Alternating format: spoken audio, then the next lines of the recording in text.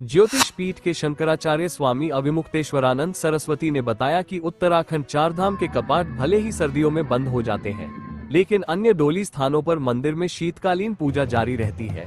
ऐसे में श्रद्धालु कपाट बंद होने के बाद भी सर्दियों में भगवान के दर्शन कर सकते हैं। उन्होंने कहा कि हम पिछले साल से शीतकालीन यात्रा अपने स्तर पर शुरू कर चुके हैं। इस बार भी 16 दिसंबर से शीतकालीन चारधाम यात्रा शुरू होगी।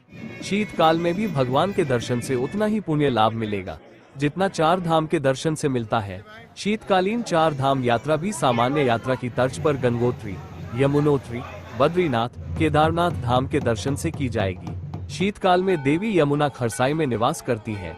देवी गंगोत्री के दर्शन हरसिल के पास भागीरथी नदी के तट पर स्थित मुखबा गांव में होते हैं। शीतकाल में बाबा केदारनाथ की पूजा ऊखीमठ के ओंकारेश्वर मंदिर में की जाती है। बद्रीनाथ धाम का शीतकालीन स्थल जोशीमठ है।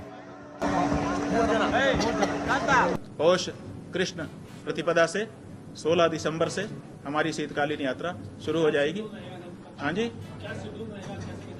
उसका जो रूप है, पहले यमुनोत्री, फिर गंगोत्री, फिर केदार, फिर बद्री, तो मतलब उन्हीं का जो शीतकालीन स्थान है उन्हीं स्थानों में जाएंगे। मकसद ये है कि एक भ्रांति उत्पन्न हो गई है हिंदू समाज में, वो विशेष करके हो गई है वहां के लोगों की शब्दावली के कारण और मीडिया रिपोर्टों के कारण।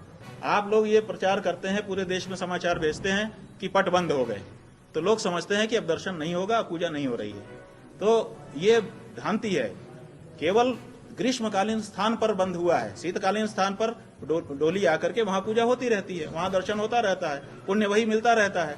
तो ये जो भ्रांति उत्पन्न हो गई है लोगों के मन में कि 6 महीने ही दर्शन पूजन होते हैं, बाकी नहीं होते हैं, उसको तोड़ना हमारी यात्रा का उद्देश्य है।